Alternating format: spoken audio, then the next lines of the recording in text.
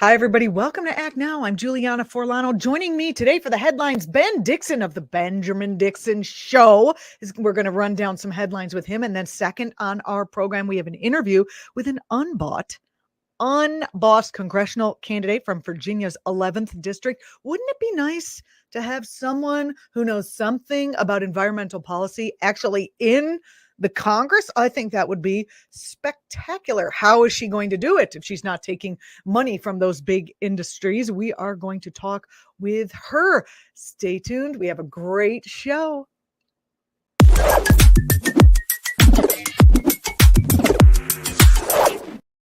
Ben Dixon is joining us to do the headlines in this upcoming segment where we talk about what's happening in the Ukraine, how the oil and gas industries are making hay while the sun shines. And we're also going to be discussing a little bit, slight twinge of white supremacy in the coverage of the Ukraine conflict. Stay tuned.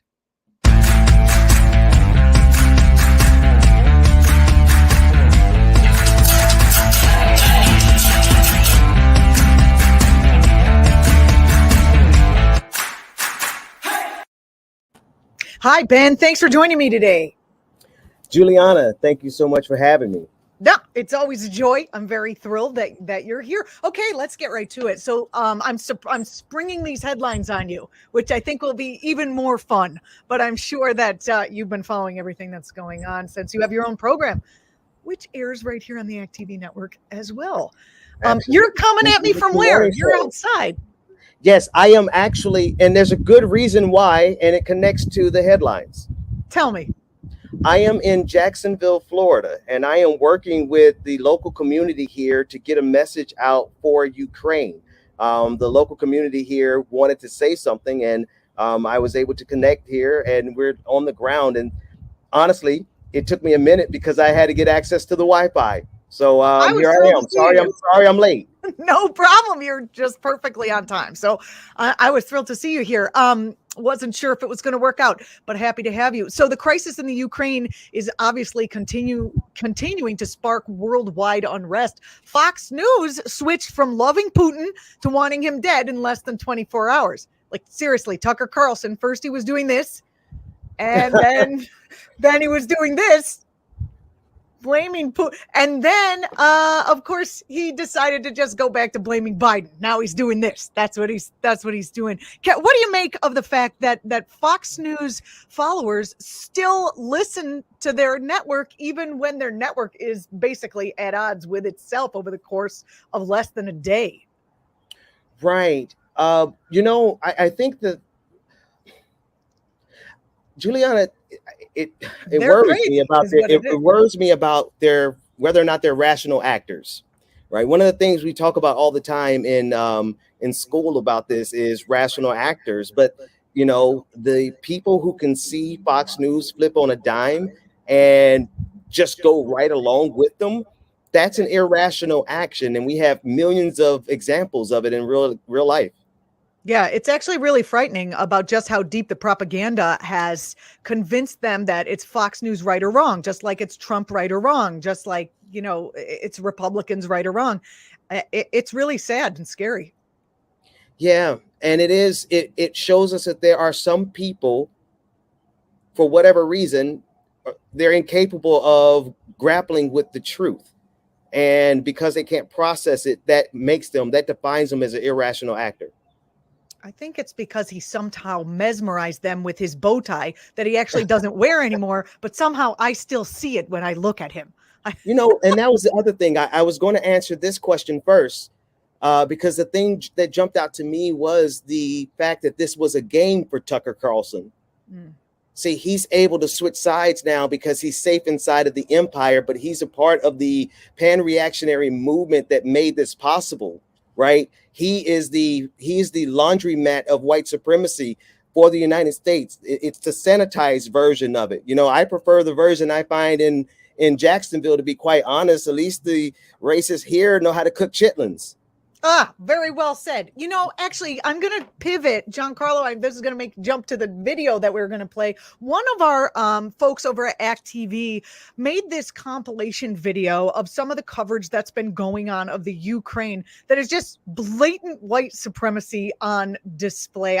I'm sure you've probably seen it and maybe you've already commented on it, but I'd love to get your thoughts about this for our audience. Let's take a look. These are, it's a compilation video, as I said, that came from Twitter. And as Westerners, many of us don't have firsthand experience with the atrocities of war. It's important for us to continue to show our solidarity with the people of the Ukraine, but it's also important to call out these egregious statements by people in the mainstream corporate media. Let's take a look at the mashup. Isn't a place, with all due respect, like Iraq or Afghanistan, that has seen conflict raging for decades. This is a relatively civilized, relatively European, I have to choose those words carefully too, city where you wouldn't expect that or hope that it's going to happen. It's very emotional for me because I see European people with blue eyes and blonde hair being killed, children being killed every day with Putin's missiles. Poland was one of the EU countries that was hesitant to take in refugees. Talk about what has changed and the different position now. Now, just to put it bluntly, these are not refugees from Syria. These are refugees from neighboring Ukraine. And that, quite frankly, is part of it. These are Christians, they're white, they're very similar. These are prosperous, I'm loath to use the expression, these are prosperous middle-class people. These are not obviously refugees trying to get away from areas in the Middle East that are still in a big state of war. These are not people trying to get away from areas in North Africa. They look like any European family that you would live next door to. Now the unthinkable has happened to them. And this is not a developing third world nation. This is Europe. I mean, rich whites, Ben. It's rich whites. We must. I think you guys put that together just for me, didn't you? We did, kind of. I was like, hey, guess who's coming on the show tomorrow? Ben Dixon. What should we talk about? Oh, you white people know how to stir black people up. I tell you that much. I got the blood boiling. Did you see this already? I mean, any one of those clips we could spend an hour like deconstructing them. Yeah. Oh, if you would allow me. Let me see if I can do it in 60 seconds. Take your time. Well, okay, I think I will. Thank you. These are the eggheads. No offense. I'm from the university. I'm an egghead myself. I just so happen to have grown up hood adjacent. I'm not from the hood. It's hood adjacent. There's a difference. Mm-hmm. The people who are escaping Ukraine right now, love you, mean it. But they're the ones who could afford to leave. Mm. And yet they cast aspersion on the poor people of the global South, upon whose bones their freedom stands. So it's like I really almost am loath to even offer advice, but I can't be that petty in this moment, because the truth of the matter is the very last thing you all need to do is leave. Everyone needs to stay and do several things that we could talk about in a minute. But the last thing that needs to be done is for these soldiers to be taking over empty cities, because then the soldier feels like they're at war. Anyway, that's a whole nother conversation. They're not even thinking about how to fix the problem anymore. They're getting on the planes and getting out. No offense. At least you can afford to. But the neighborhood that I'm in right now in Jacksonville, nobody in this neighborhood would be able to afford to leave if Russia attacked us. I thought the MSNBC piece was kind of interesting because she was, she wasn't saying those words. She was saying, well, I think it's because the people are rich and white. I mean, she was being kind of honest with the reason why certain countries in the area were unhappy to take Syrians and just fine taking the Ukrainians. But the other ones were saying the racial component also, obviously, the underlying and the religious component. It intersects on so many different levels of offensiveness. I think it's interesting. I mean, it's certainly offensive. And we're about to talk about how the fossil fuel industry is trying to make hay while the sun shines here, trying to make some money as this crisis proceeds. it's a similar thing with climate change. It's like, oh, climate change is affecting the low-lying brown people. And now all of a sudden they're like, oh, climate, this new report talks about climate change affecting all the people of the world. And as the food system collapses, of course, the poor people are going to feel it first, but we're very close to everybody feeling it now. Very, very close, according to this new UN piece. And what do? The first thing they do is leave. Well, in the case of climate change, again, no offense to academia. I hail from it. Would have finished, but I ran out of money. So I identify with the working class community that I'm in right this moment. And none of us would be able to get out of here if something happened here. And so I feel a certain way when the people who were the managers, the people who were the CEOs of the companies, the people who were like Tucker Carlson, because you got to help people to see this group. The people who are getting out right now are the Tucker Carlsons, the staff of Fox News, the last helicopter out, and Roger Ailes, or whichever one is still alive. Yeah, which one is still? Those are the people who are leaving Ukraine right now. Those are the people who are safely now in another nation because they have enough money to leave. Meanwhile, the rest of the Ukrainian people who built that country are left to the Russian forces. Absolutely. It's absolutely disgusting. And of course, I don't want anybody killed, whether they be I'll just stop right there before I get myself a lot of trouble. We also have, in addition to Fox News here in the country, we also have RT America on Russian state media, where everyone is blaming NATO for expanding and provoking the beast. And first of all, a beast is a beast, whether he is provoked or not. Putin's been planning this for a long time. And NATO is, of course, going to expand. I mean, if they didn't expand, how would Lockheed Martin make $17.7 billion in profit in just Q4? That's Q4. That's it. That's profit. That's profit. I actually have a recommendation. I'm sorry. Go ahead, Juliana. Let me not. What I was going to say was maybe we're about to say the same thing. Why don't you go ahead? You're the guest. No. You know what?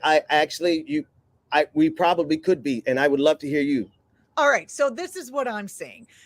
First of all, just for some context, we still have this for-profit arms industry in this world and in this country, and NATO countries have to meet a certain armament threshold with certain specific types of munitions, and that means they have to buy arms in order to stay in NATO. Cha-ching! And the more countries that open up to NATO, the more arms that can be sold. So it's really a voracious desire for profit that pushed the West to expand the alliance, just like the NRA at home wants to arm teachers with guns they'll happily sell them to protect school kids from the guns they happily sold to the school shooters. It's the same shit. And as I have said in the past, and I know it sounds so far outside of normal political and economic discourse, but a ban on profiteering on the creation or sale of arms is the answer. Super socialists call this the nationalization of the arms industry.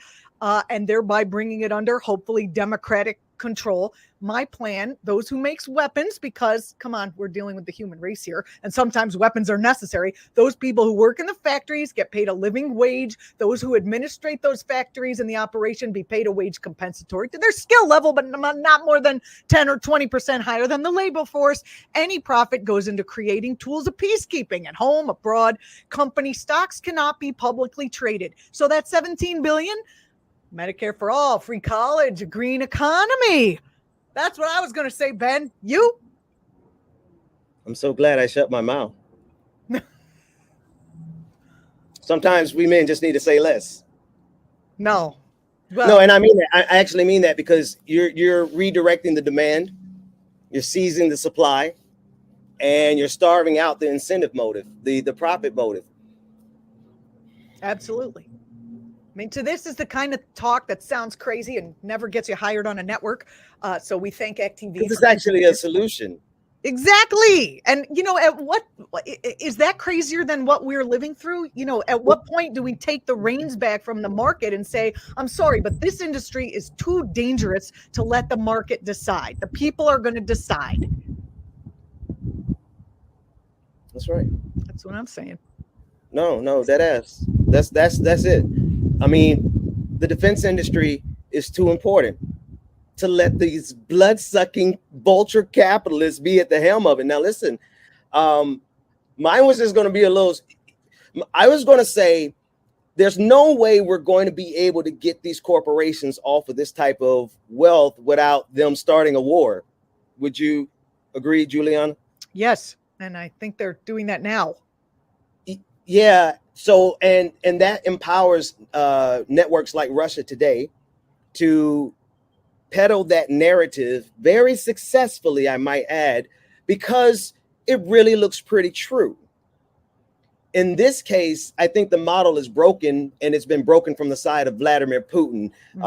And I think the onus is at his court more than anyone else. But that does not negate there is a problem, an infestation there's a cancer inside of our country, and it is core industries being decided by some sick, sociopathic, greedy middle manager who's trying to get, they're trying to get to the holiday party and impress the lady they want to screw in the HR. I'm sorry. No, you got it. I mean, and also like they have that fiduciary duty, which supersedes the duty to humanity. I mean, it's just, we got problems. Well, I think we have a case study now that, well, anyway, see, I am from academia, and my mind is going right into how broken our models are. Like, I get it. The neorealism school is shook right now, right? The school that says, well, actually, no, let me correct myself. The neorealism school isn't shook. We kind of saw this coming. We knew Vladimir Putin had enough power to do what he wanted to do. And so he just had to make up his mind whether or not he was going to do it. I misspoke. It's the neoliberal school, not the economic school that everyone talks about on a regular basis, but the neoliberal collectivist, the idea behind the UN, the collective action, the idea behind NATO. Now, shout out to them. They look good now. NATO looks nice and solid now. Yeah. But yeah, everybody looks solid when aliens come down from heaven and we all have to unify, of course. And can I say one thing about the supposed Nazis inside of Ukraine who are actually Ukrainian nationalists? It's important for people to know the difference between Nazis who are fascists and nationalists who have a certain amount of pride in their nation. If you Google the Ukrainian national anthem and you see there's a song where all the men were lined up in their military uniforms and they were like saluting, and they are prideful and they are nationalists. And I tell you one damn thing, I would fight it with side by side some nationalists here in the United States to push out some Russians. So don't talk to us about, oh, there's some Nazis. No. The Nazis are in bed with Putin. Let's be clear. The biggest Nazi on the international stage is Vladimir Putin. And the nationalists who love Ukraine above anything else, yeah, they're going to get a bad rap because they probably suck, and I wouldn't want to hang out with them, right? Unless I had an escort. I got an escort here in Jacksonville, so I'm good. Nice. Mama over there, we're good. But in this case, we really have to understand those nationalists that they're trying to vilify, they're simply trying to protect their nation. And damn it, if I wouldn't fight right by them.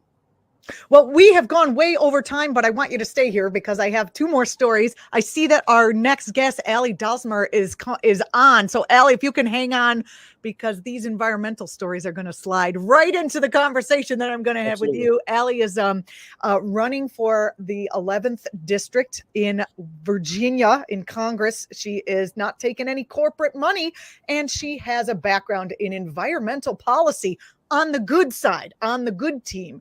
And this is just in time for our story number 2, which is this new scientific report by the International Governmental Panel on Climate Change concluding, surprise, surprise, that urgent action really needs to be taken, like super urgent, like right now, like as urgent as we find what's happening in the Ukraine to reduce greenhouse gas emissions before the effects overtake the planet. That's what they said, overcome the planet. Those are the words that they used. The Times has called the report the most meticulous appraisal of the dangers of climate change to date. And apparently the countries of the world have to do more than just, try to safeguard their cities and their real coastline real estate. Basically, the report, I feel like there's a report that comes out about this every 15 minutes, and they always say, oh my God. And this is, the next one, but it's talking, I think in this moment where we are concerned about an existential crisis because of nuclear armaments and the possible use of nuclear armaments by a madman, and then what that could unleash in our world. For me, the threat of climate change is equally urgent. And I'll tell you, the United Nations Secretary General, he said that the report, he called it an atlas of human suffering and a damning indictment of failed climate leadership. But can we blame the leaders who, again, are bought by the corporations, or in one man's case, failed to fight for their actual presidency that they actually won? Al Gore, you're in Florida right now, Ben, where he lost it. But instead, he made a movie about climate change and then bought a TV network that actually talked about climate change and was a space for real progressive news and views, a challenge that we could use right now to CNN and Fox. But then, of course, he sold it and he made a lot of money. And so we have no actual network. But anyway, that's a lot to say all in one breath. The report reveals how people on the planet are already getting clobbered by climate change. As we're going to have migration and refugee situation, the whole thing. Your thoughts, Ben? Poor people are hit first. I don't care what color poor, poor is poor, right? They're always the first ones to experience any crisis, and they are the first ones to get shot in any war. It's a poor person. And so the same thing is reflective here in this study that you're talking about, because at the end of the day, they're fighting the same cancer. They can't get people to take this seriously because half of the world seems to think this is a game. Like Tucker Carlson at the top of the show, you're talking at the top of the headlines, you're talking about Tucker, and now he's flipped. And now he's on the good side. He's an American again. Oh, you were a Russian a couple of days ago, bro. Yeah. Anyway, I wonder what made him switch. I'm waiting for reports on why did he do that? Because he likes to think he's. I'm sorry. Go ahead. No, go ahead. Because he likes to think he's a Brinksman. He thought that he was just playing a particular side. And now he realizes, oh, yeah, no, this was the side that actually will destroy your nice lifestyle in Manhattan, you little soy boy. One of the most striking conclusions in the report is that the impacts are more widespread and way more negative than they expected. And food and water insecurity are widespread now, affecting millions across the globe. As you said, poor, but this report is saying, nope, it's more than the poor now. These are not, the grocery store where I live in the good old United States, and I am also adjacent to some not so nice areas, but generally the grocery store has been full, and now it's not. And they're like, oh, it's the line that, the supply lines. I don't think so. When are they going to actually tell us that it's not the supply lines anymore? That it's that they actually can't grow coffee? That's my question. Okay, so now I need information. We can't grow coffee? No. Oh, they're having trouble with climate change and growing coffee and chocolate. So if you have the money, bulk up. You know what it is, Juliana? See, this is why it's impossible for us to survive without one another. I'm so tuned in to what's going on. I like to think I have a solution for the people of Ukraine. Open up your homes, open up your Wi-Fi, take off your passwords, let the soldiers, let them hop on your Wi-Fi, give them free, give them, I have to write it. It's too much. I have to write it. Let me digress.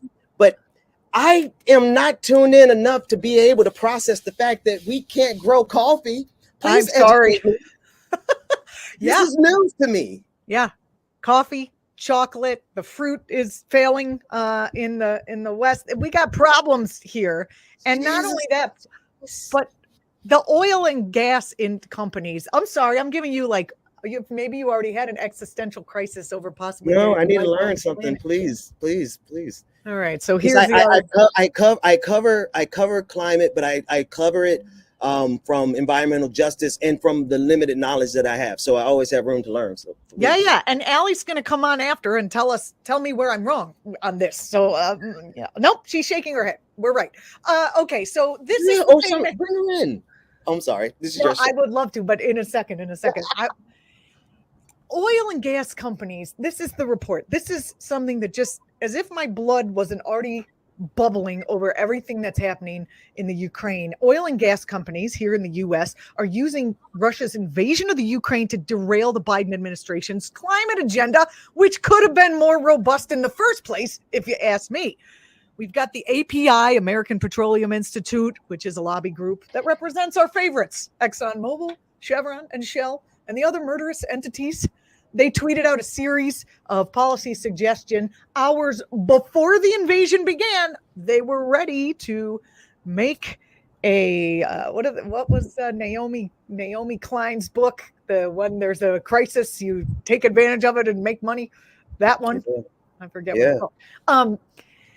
They said the following: we got to give permits for fossil fuel extraction on public lands. We need a 5-year offshore leasing plan. We have to speed up the permitting process for fossil fuel infrastructure. We got to reduce, legal barriers, regulatory barriers.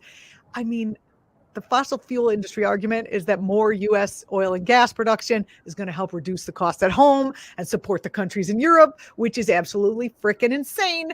If you ask environmental groups, they say that, along with the resulting shocks to the global market, they're arguing that fossil fuels contribute to both an unstable climate and an unstable energy landscape. Like, no one goes to war over solar energy. There's no like how reliable are fossil fuels? Maybe we should.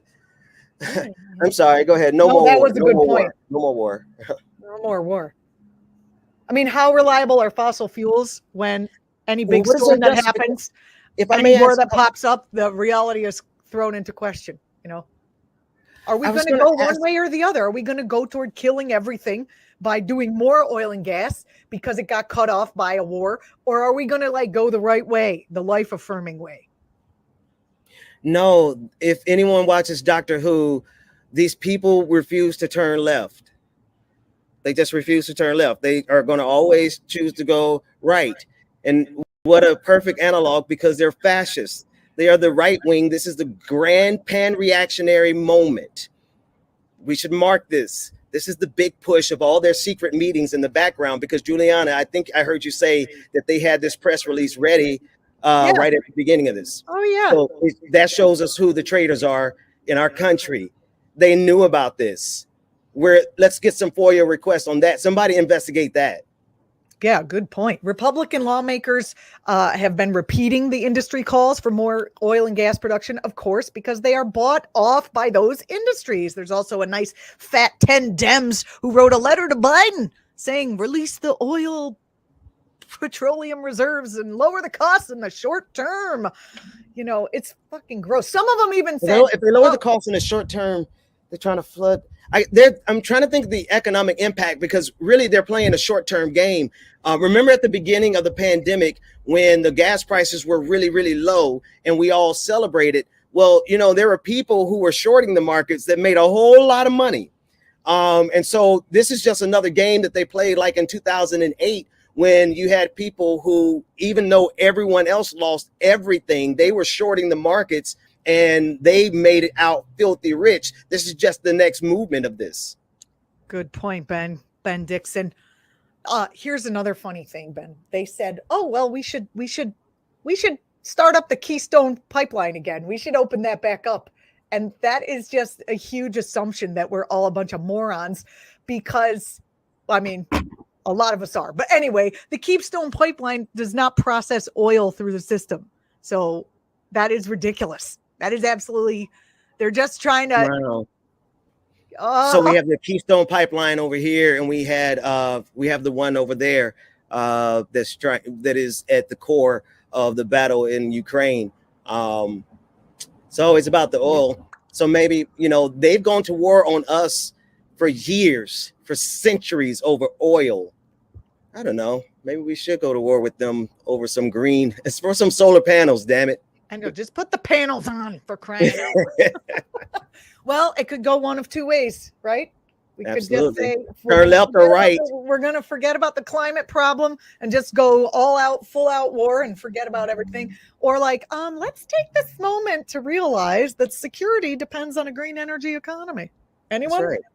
That's right.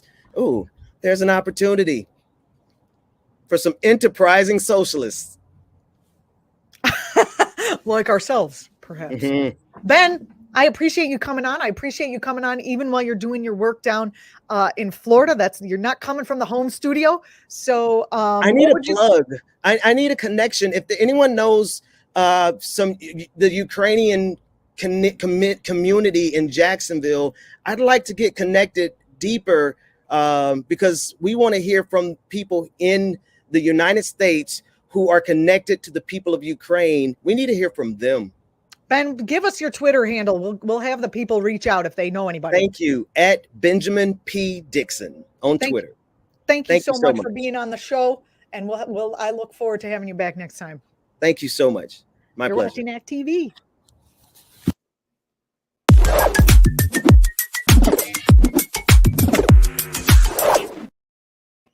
Coming up next on our program, you know how I have been following these unbossed candidates who are running for office. Remember, we just had on actTV the Seize the House event with Marianne Williamson, Crystal Ball, Katie Halper, and her name just flew out of my head. Brianna Joy Gray.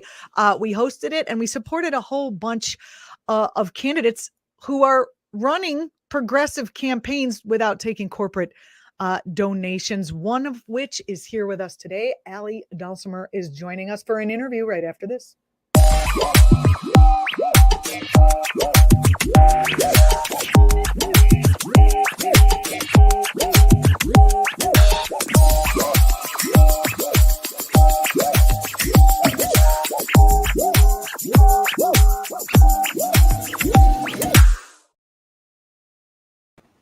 Ally Dalsimer running for Congress to represent the people of Virginia's 11th district. Thank you for joining me today.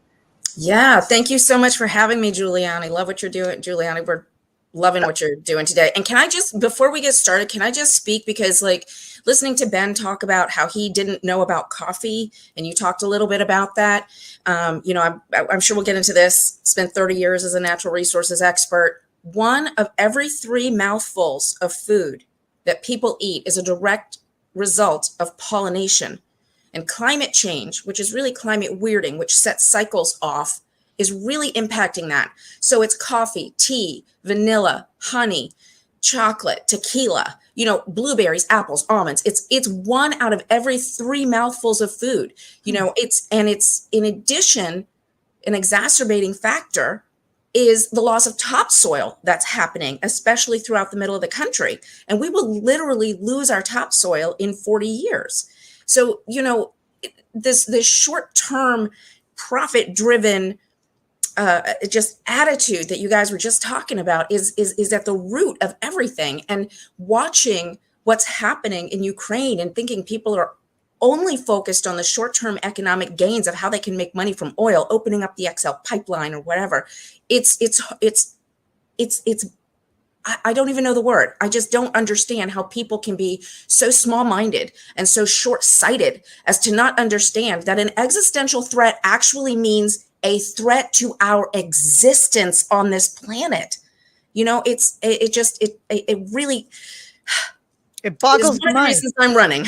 Yes, it boggles the mind. And, as we interviewed a whole bunch of candidates during the Seize the House, not all for one district, but for districts across the country. And I was really happy that you were willing and able to come on the show today, because it's not usual that you see people who, like yourself, have been a co-founder of multiple national conservation initiatives, someone who has the policy background in environmental conservation, run for office. Can you first talk about what you've been doing up until this point, and then talk about the push that made you make that change to really just run to be the leader, as opposed to advising the leaders as you did as one of Obama's White House Climate Council folks? Yeah, thanks. Absolutely. So, I started at a small nonprofit environmental foundation that leveraged public-private funding to do high priority conservation initiatives.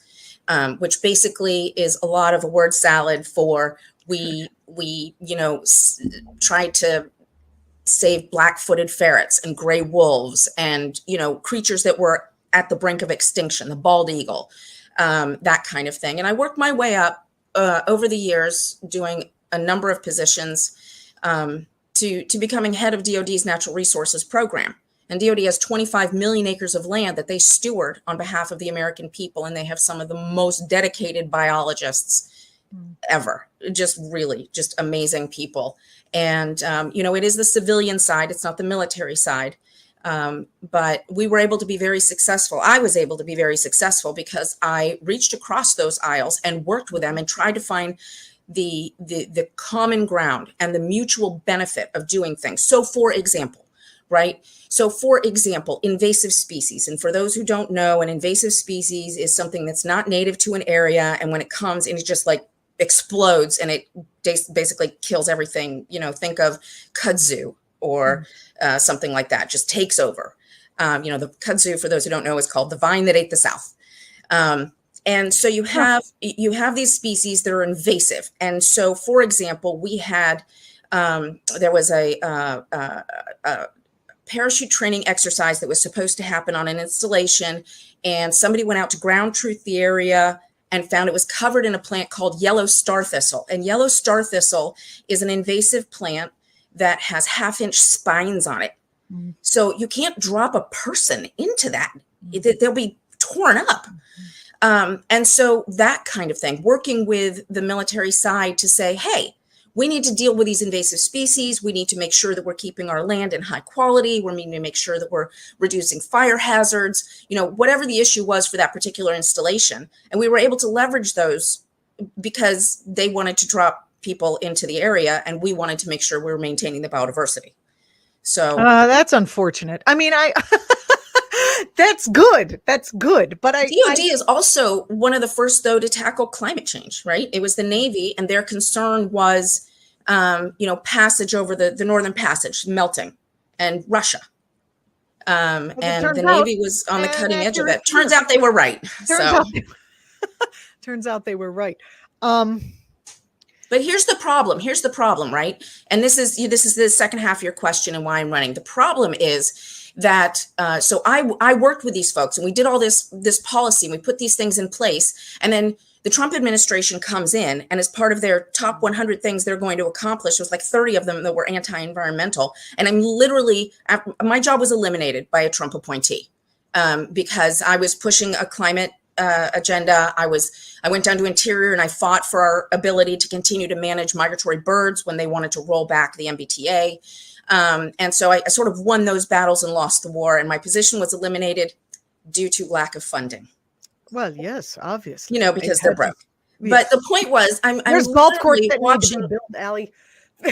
What's that? There's golf courses that needed to be built. Right. Exactly. Actually, we worked with the golf course people too, because there's golf courses. So what did we do? We reached out to them and we created pollinator and amphibian and reptile habitats to surround them. So we reduced their chemical loads by 50%, that kind of stuff. So in a way, it's tinkering around the edges because the military's doing what the military's doing.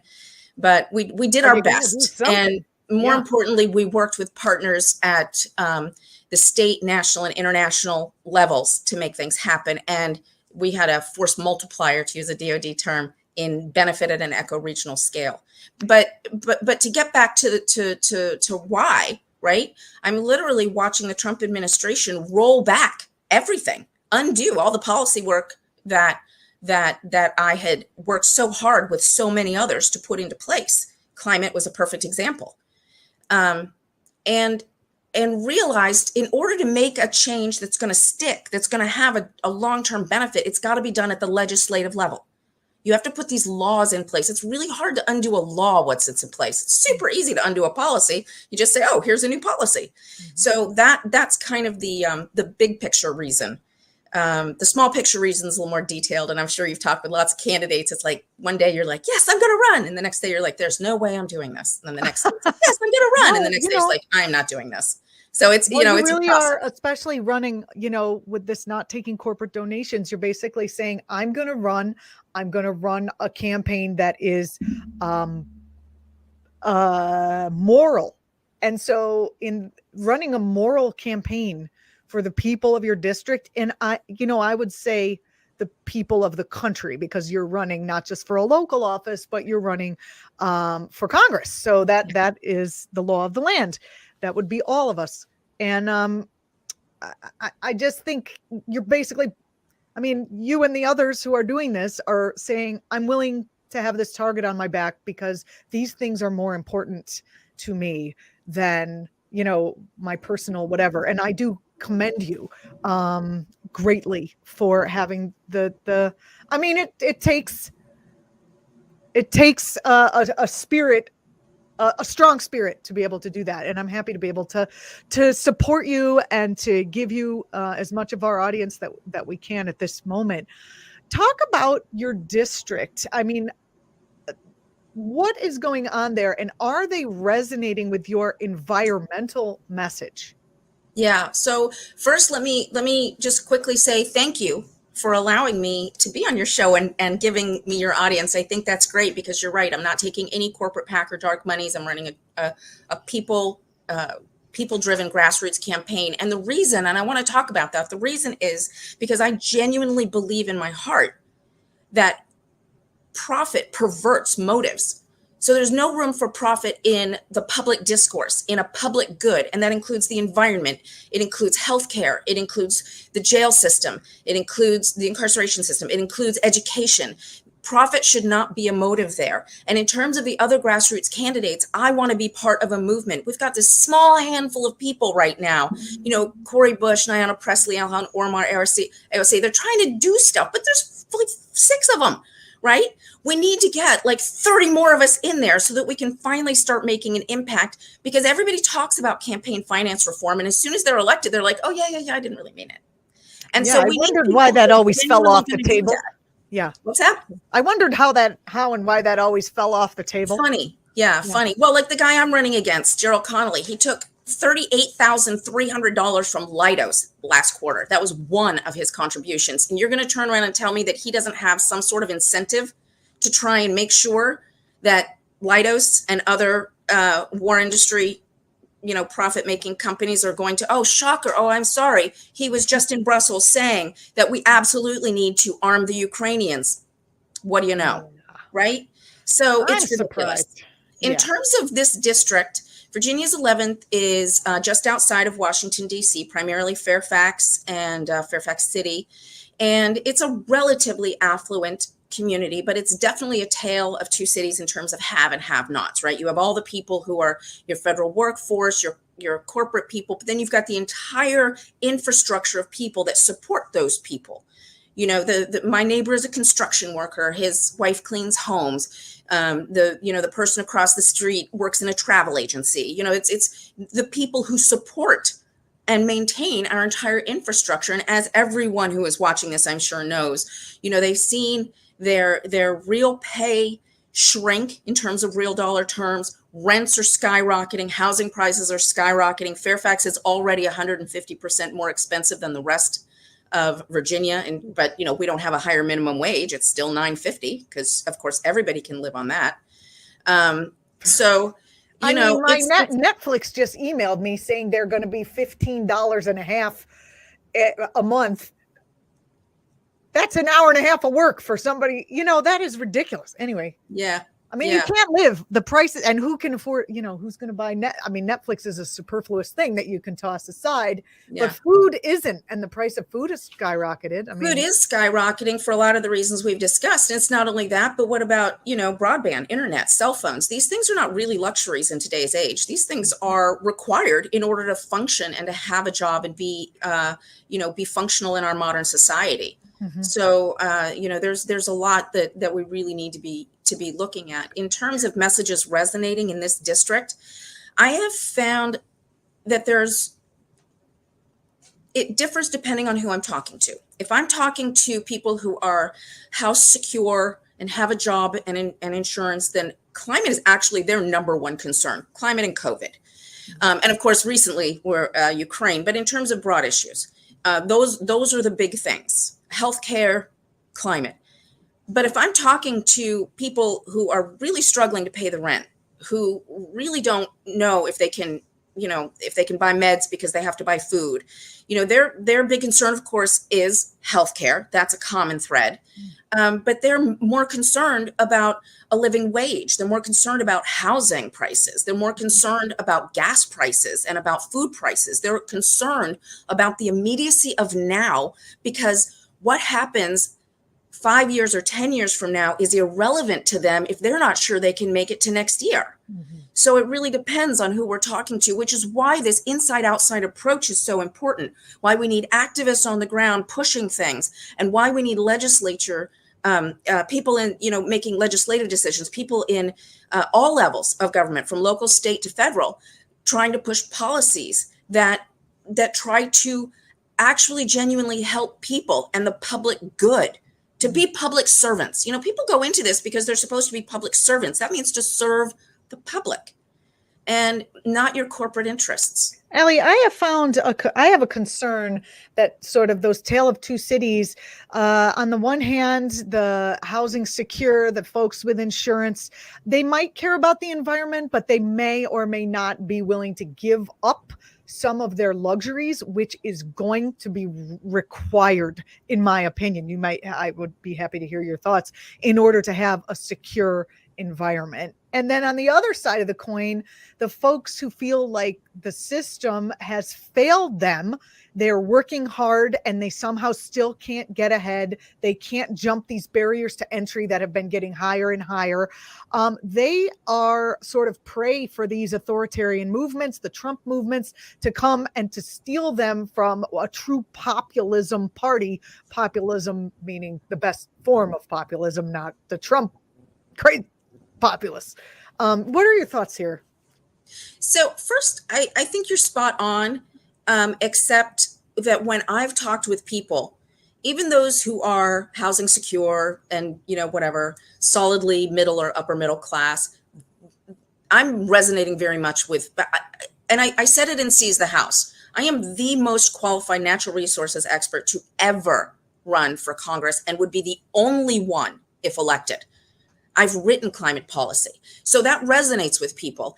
And, a lot of these people they're driving their Priuses, they're walking around, they care about the environment. They shop at Whole Foods. And so they resonate. The ones who don't resonate, frankly, are the more right-wing people who listen to the Tucker Carlsons of the world and think this is all a bunch of hooey, and they really don't. I'm never going to win them over. Because don't waste your time. Yeah. No, they've believed a false narrative. They don't want to believe that they have been brainwashed in any way. No one wants to think that they've been wrong, that they've been duped. And the only way that it's the 70-30 rule, right? 70% of them will eventually realize it when the evidence is overwhelming, and 30% are still never ever going to recognize it, no matter how overwhelming the evidence is. Like the folks who are like, I'm not getting a vaccine no matter what, and they're on their deathbeds. That's those folks. Oh, that's I had I'll just take an aside and then I'll go back to the rest of your question.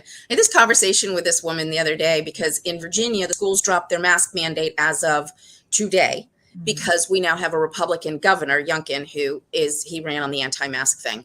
It was very interesting, this conversation, because the woman I was speaking to was like, you can't force me to wear a mask. That's just government, whatever. And it's my choice. And I was like, you don't wear a seatbelt? You don't drive the speed limit? You don't do any, do you drive drunk? And she was like, I hadn't thought of it. So, it's a foolish, specious argument, whatever. I personally believe that the Republicans are brilliant because they're changing the narrative and having people focus on superfluous issues like whether it's a freedom of choice to wear a mask versus the fact that they are deregulating, undermining the entire security of our country and the people who live here, as well as the people who live on the planet, and that there's only one planet. So it's a smoke and mirrors game, and you can't pay attention to that. The second part of your question was about the messaging with those who are really food insecure, housing insecure, and really struggling. And a lot of those are especially young people. And I have to tell you, they are the core of my base when I have talked with them. My biggest challenge is simply name recognition. The incumbent has been in there for forever.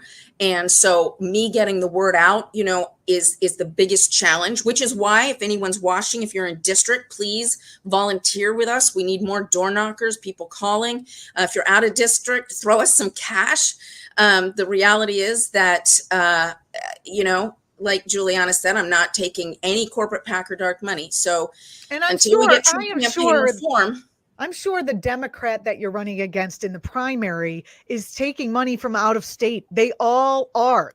I don't, you know, I can't be sure, but I'm pretty sure. I mean, I've been covering these independent races, and most of the people who are running against a centrist Democrat or a corporate Democrat, they're taking money from places that are outside of from corporations that would benefit to keep them seated. So we need to, I mean, I'm hoping you can take this video that we're doing and we can send it to environmental groups across the country, because wouldn't it be wonderful to have an environmental policy advocate out there speaking? I mean, you don't have to like go look it up and write a speech and figure it out. You just already know what needs to be said and how it needs to be said. And that would be very, very helpful to us as we fight sort of this climate fight. Right. Your district is mostly Democrats, right? So if you win the primary, you'll likely win the general. Absolutely. And it's funny that you mentioned that, because one of the things that the incumbent, his name's Gerald Connolly,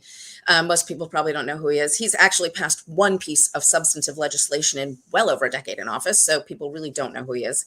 But it's my little gouge there. But we have to be honest about what these people are doing or not doing. So gouge away. Go ahead. Thank you for that. So interestingly enough, he's obviously very well known in the district. Just because he's been around so long, and he's actually spreading a narrative that the fact that I am challenging him means that I am putting him at risk in the general. That's his first thing. And second of all, that I am risking flipping this district in 23 or 24, because look what happened with Youngkin. And first of all, there's no risk in the general, because this is a D+32 district, which means about 75 to 80% of the district are registered Democrats. It's one of the bluest districts, I think, on the East Coast. And in terms of 23 or 24 in Youngkin, you know what?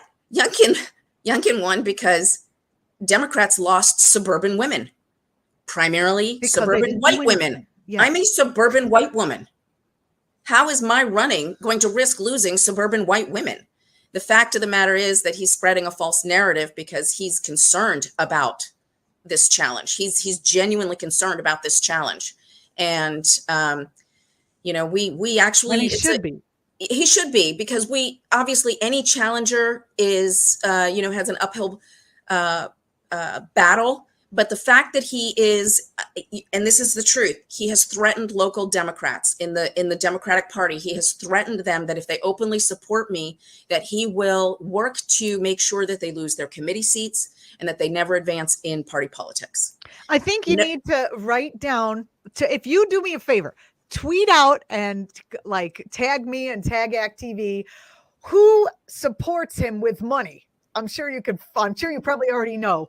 We'll spread it around that there is a bought corporate Democrat who is running against an unbought environmentalist who obviously, I mean, I've gone through your website. We don't have time to go through all the issues here, but you know, it's not like you're just running on the environment. You've got housing, you've got disability access, you've got you know, healthcare, you've got education, you've got incarceration, you've got all the things that need to be dealt with. This isn't your one and only platform, just like a lot of the corporate lawyers, their one and only platform isn't helping, you know, corporate law or whatever, you know. So you've got absolutely all the right universal health care, universal pre-K, because the fact is, as everybody here knows, a child's zip code before they're 8 is the single biggest determinant of their success, which is just BS.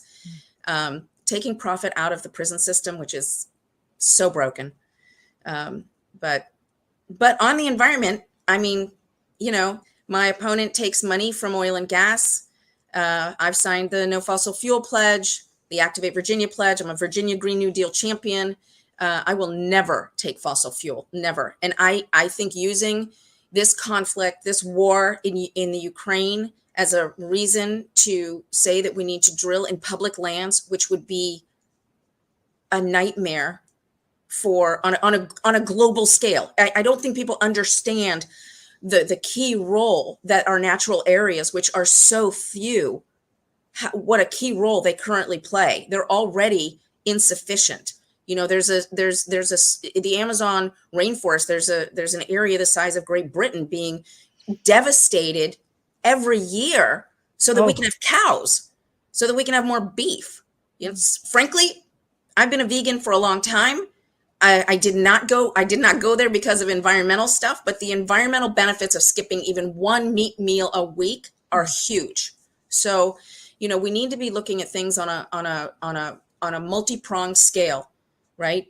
Think globally, act locally. I grew up with that mantra, right? 70s, the environmental movement, women's movement. Think globally, act locally, make a difference in your daily life, and elect people like me into office so that we can make those differences on a national and global scale. I do want to say that it's important to go to Ally's website and read about her past, your history as a person, because you have a military father, so you are not like a tree hugging. Oh, hey, I like tree hugging. I think it's a good thing. But you know, you understand about issues around national security, that it's not necessarily always about hugs and kisses, right? You have that understanding. You have traveled internationally to Africa. You understand what global poverty is about.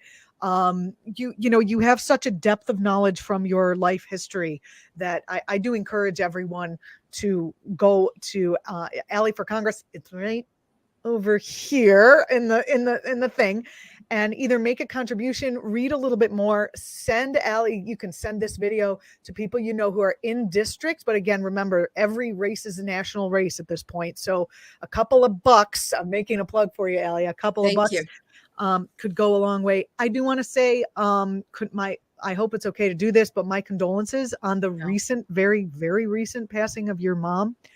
Has her death put your run into additional context for you?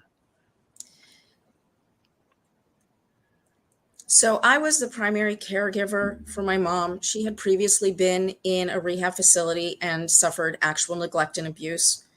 And so I brought her home, and we have a small home, but she was basically living on our sofa, and I was taking care of her.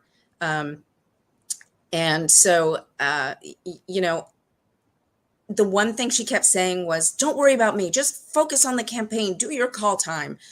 And of course that was ridiculous, because, she was more important. And she did just die a few days ago, and I took a few days, but she was my biggest supporter. She was the person who was my biggest cheerleader. She did everything she could. She told me I should use her illness as a way to raise money, that she would do a video with her so that I could raise money from that. And I was like, I'm not doing that. She's like, no, do it. Use me. And I was like, oh my goodness, Mom, really? Let's just focus on you right now. Let's bathe you. Let's feed you. Let's get your meds, whatever. Well, she was an example of an unjust. She was a kick-ass, tough old broad is how she called herself. She's like, I am a kick-ass, tough old broad. And she started amazing programs, women in development programs, literacy programs. She put her money where her mouth is. And it was amazing. And in terms of context, I really seriously thought about discontinuing the race in order to focus on her. And when I told her that, she got so upset with me. She's like, I'm going to die. I am now I've now doubled down. And you know what else? I'm tired of being bullied by the good old boy network that is part of the establishment Democrats. It's just not okay to put women down. We've been putting up with it for too long, and it's time for us to band together and say enough is enough and stand up to that good old boy network, embrace the men who want to support us, and work together as a coalition to get shit done. Ally Dalsimer, you put it as well as it could possibly be put. Obviously, my condolences. I mean, from your life, you know what people are going through, and from your work, you have worked tirelessly over the course of your life to make sure we have an environment that both we want to live in, but also that our children can continue to thrive in. So I thank you very much for what you've already done.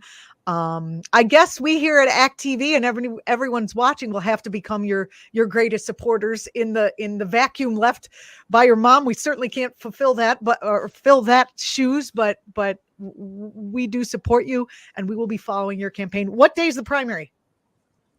Thank you, Juliana, for that. I appreciate it. The primary is June 21st, but early voting starts in mid-May. So we really need to get the word out. And I'm just going to plug, we really do need funds. I want to we want to put a down payment on a headquarters. We have a site, want to do some mailers, want to make our team robust. So every amount helps, as you said. Thank you so much, Ally, for being with us. I really appreciate it. I'll send you this Juliana. video, and you can send it to your people so they can get to know you. Will do. All right. Thank you. Thank you. You're watching ActTV. We'll be right back.